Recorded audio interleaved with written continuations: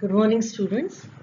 Today we are going to take up next chapter for class 11, that is Emerging Mode of Business, chapter 5, part A. We'll be dealing with part A right now. First thing is, we need to know what is e-business. It's electronic business for conducting business. That is, we are using internet not only for buying and selling, but also serving customers and collaborating with business partners. As you could see at the bottom of the slide, Amazon, Flipkart, Snapdeal, they are a glaring example of it. The process and the tool that allows an organization to use internet-based technologies and infrastructure, both internally and externally, to conduct day-to-day business process, is what e-business is. And as a layman, you say the same activity of the business when it is being conducted through electronic media, we say it is e-business. Now, e-commerce covers a firm's interaction with its customers and suppliers over the internet. Over the internet. We are talking about e-commerce right now. Then we'll take up a comparative statement or assessment of e-commerce versus e-business and traditional business as well as e-business. Right now, as you could see in the slide, we have customer placing order, our online stores accepting those orders, uploading orders to the wholesale store.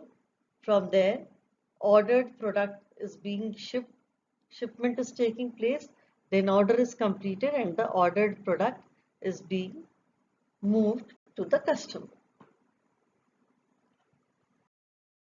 Now, if we talk of different types of e-business or the scope of e-business, both the ways, your NCERT or CBSE has classified it into 4. And with star mark over there, we'll discuss it later on. First was B2B, business to business, then C2C, customer to customer, then business to customer, and intra-business activity. Intra-business activity. The C2A and B2A will be discussing after intra-business. Now, this is the patent diagram of your NCERT book, which is a very simple thing showing how it is being classified. At one side you have suppliers, then the business firm, and then the customers. When there is interaction between the supplier and the business firm, they both are business entity, so it will be the first type B2B. Then second, when the business output is going to the customers, that is B2C. Then C2C, when one customer wants to sell to the other customer, C2C. And intra-firm is when we have various departments, for example, production, marketing, finance, research development. They are interacting within themselves to assess the working of the firm. Then we say it is intra-firm transaction. Next, we take up in detail what is B2B. In this case, commercial transaction between different business organizations, and we have taken the example placing of purchase orders, invoices, quotations. So one is supplying raw material to the other business, which is going to manufacture goods out of it. Then we further amplify it that B2B stands for what? Business to business on internet basis, and we can take place in the same firm by exercising real-time control over the stock in transit. And we have given example of Massey and Alibaba.com. Then second is B2C, means customers and business interacting It includes selling of goods, call centers, ATM facility. Here again, as you could see, we have gone for explaining the same point with two approaches. It is not just selling goods online, but advertising, delivering of the product. And under this, B2C allows business to be in touch with the customers around the clock. Amazon and Flipkart, they are example of it. E-commerce decreases the distance between producers and consumers. Then is C2C, best suited for dealing in goods for which there is no established market. You buy, which you have already used for 2 to 3 years in college, you want to sell it, you move through this.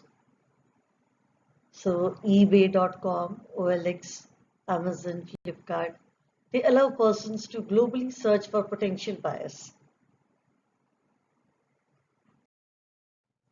Now again, we say customer to customer, that is no middlemen required, and it's usually for used items, old books, bikes, and a consumer who has used it for a specific period can let the other one know about its pros and cons, and then you are going for a total transparency while you are dealing with it. Next is Intra-B within the business. Intra-B, which is within the business. Here the transactions can take place within the firm. It includes the use of networks in marketing, finance, production, purchase, human resource, research development department. What you could see in the diagram also, inter-department transaction.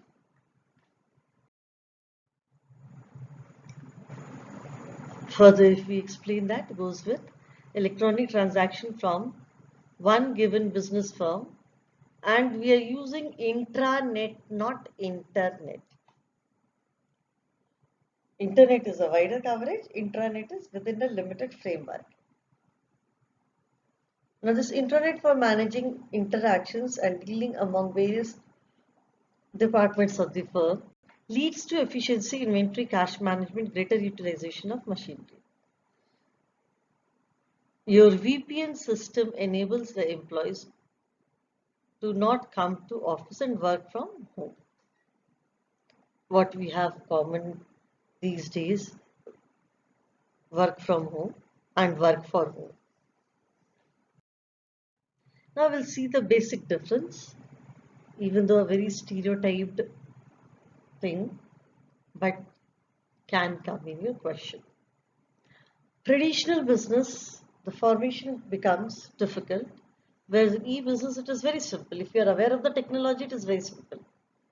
Then in traditional, physical presence is not required, and in e-business it is not required. Location is important in case of traditional. In case of e-business, it is almost floorless, so it's not important. Cost of setting up is high in case of traditional, it is low in case of e-business. Operating cost also is high in case of traditional and low in case of e-business. Now contact with suppliers and customers. In case of traditional, it is indirect. Intermediaries come. And in case of e-business, you are directly contacting. Then business process and length of cycle. Traditional, it is pretty long. In e-business, it is short. Interpersonal touch is more in traditional. Some people have a psychological trauma of moving to traditional because of that personal touch. And in e-business, it is less. Then ease of going global is less in case of traditional and is more in case of e-business. Employees usually in traditional are semi-skilled or unskilled. But for e-business, you have to be technically and professionally qualified. Then transaction risk. In traditional, low because of the face-to-face interaction, and in e-business it is high due to lack of personal contact. Next we'll see the difference in between e-business, e-commerce. Usually they both appear to be same to most of us.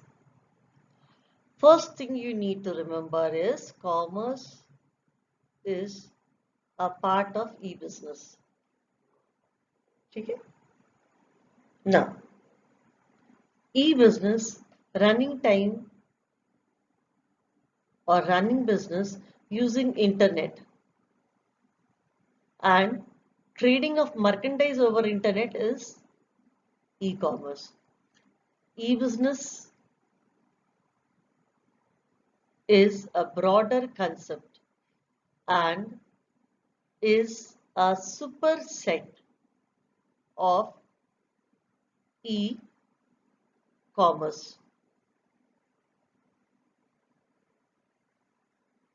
E-transaction are carried out in it and commercial transactions are carried out in case of e-commerce. Then e-business requires website, ERP, CRM apps. E-commerce requires website and apps. Now for e-business we can use internet, intranet or extranet. Whereas in case of e-commerce, internet is used. Then is e-business is not limited to monetary transaction but also marketing operation, and e-commerce is limited to monetary transaction. Now we take up the next one, please. Benefits of e-business. Why at all one should go for it? First, it is very easy to form. Then over the globe you can see, you can move. Easy accessibility, consumer friendly,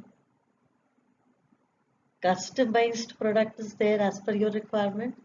Move on towards paperless office, you could see the paper moving, time and effort saving. Then wide range of payment options. Some diagrams we have taken for convenience, some we could not due to limitation of space. Next is limitation of e-business. You could see two children with two different directions sitting and working, that is no personal touch or lack of personal touch. Then there is lack of security. Technical drawbacks are there. Then what you could see with the dual face, hiding your own entity. So it's an ethical concern. Then at the top you could see again technology knowledge is required. Then risk is high. Shipment delay, fast or slow, incongruence between order and supply exists.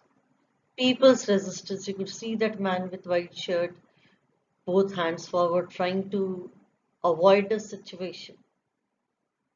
And ethical fallouts, when you start stealing something.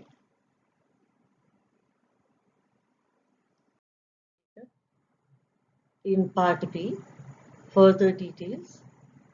Thank you for being with us in this session of Introduction to E-Business, Emerging Mode of Business.